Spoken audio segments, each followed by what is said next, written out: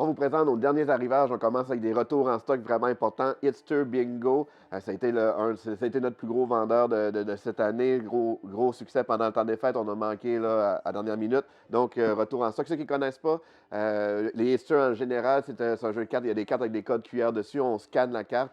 On va entendre la musique dans l'application Spotify qui est gratuite. Et puis, le but du jeu, ça va être de réussir à faire une ligne de temps. La version bingo, ça change un peu la game. On peut utiliser toutes les boîtes. Si vous avez les anciennes boîtes, on peut les mélanger avec. Ou sinon, il y a des cartes déjà incluses dans cette boîte-là. Et ça amène un plateau un peu plus juste standard de questions. C'est que selon la catégorie, on va spinner la petite boule de disco. Selon la catégorie, il va falloir dire soit la décennie, soit le titre de la chanson, des choses comme ça. Et à toutes les bonnes réponses, on va cocher les cases de la couleur correspondante sur notre carte de bingo. Et si on fait une ligne, une colonne, ben, on gagne la partie. Un autre retour en stock vraiment important, Grab the Might, un autre très gros succès dans le temps des fêtes.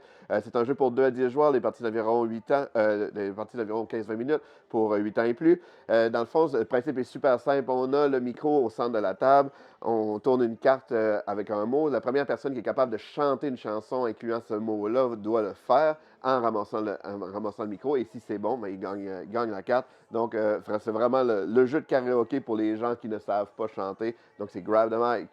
Retour en stock de Ding, c'est un très gros coup de cœur d'un membre de l'équipe, Gilbert.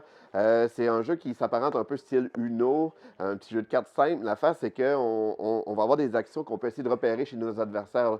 Par exemple, mettons que si pendant qu'on joue, je m'aperçois qu'il y a un joueur qui tousse, mais là, je peux faire dire ding et me défausser de ma carte. Donc, c'est vraiment un style Uno, mais avec de l'ambiance là-dedans. Très gros succès aussi. Un autre retour en stock vraiment important, Bellevue, ça a été un autre jeu très grand succès. Un jeu pour 2 à 5 joueurs, les parties d'environ 20 minutes pour 8 ans et plus. C'est un jeu de cartes de la gamme des boîtes en biseau super populaire.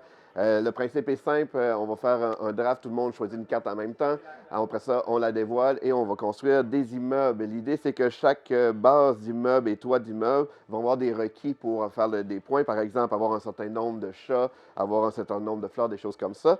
Et ben, le but, c'est d'essayer de faire les meilleurs immeubles. Donc, c'est Bellevue. Dernier retour en stock, vraiment le fun. Zenith, c'est un des meilleurs jeux pour 2 joueurs. En fait, c'est un jeu qui joue seulement à 2 joueurs ou à 4 joueurs. On l'a essayé à 4 joueurs, c'est vraiment fantastique aussi. C'est un jeu pour les parties d'environ 30 minutes pour 10 ans et plus. C'est un jeu, un genre de souk à la corde avec plein de possibilités, plein de façons de faire des points. On va jouer des cartes pour essayer de se battre pour faire sortir, gagner différentes planètes. Vraiment une belle interaction entre les joueurs. Là, quand on joue aussi en équipe, là, 2 contre 2, c'est vraiment le fun. Donc, Zenith. Et en nouveauté qu'on a reçu cette semaine, c'est D'offre romantique Sakura. C'est un jeu pour 1 à 6 joueurs, les parties d'environ 45 minutes pour 8 ans et plus. Ceux qui ne connaissent pas D'offre romantique, c'est un jeu de placement de tuiles évolutif, en fait, de style Legacy. Ça se trouve à être la suite. Et on n'a pas besoin d'avoir joué à la boîte précédente. C'est vraiment 2 boîtes indépendantes. Ceux qui ont déjà joué à la boîte précédente, vous pouvez faire cette nouvelle campagne-là. Ceux qui ne connaissent pas, c'est vraiment un jeu de placement de tuiles, réalisation d'objectifs. L'affaire, c'est qu'il y a plein de boîtes scellées dans le jeu et en fonction des parties, on va débloquer des nouveaux éléments au fil des parties. On a des super beaux commentaires. C'est un jeu quand même assez familial, mais avec un beau petit challenge de stratégie. Donc, c'est d'offre romantique et ça fait le tour des nouveautés de cette semaine chez Lilo Jeux.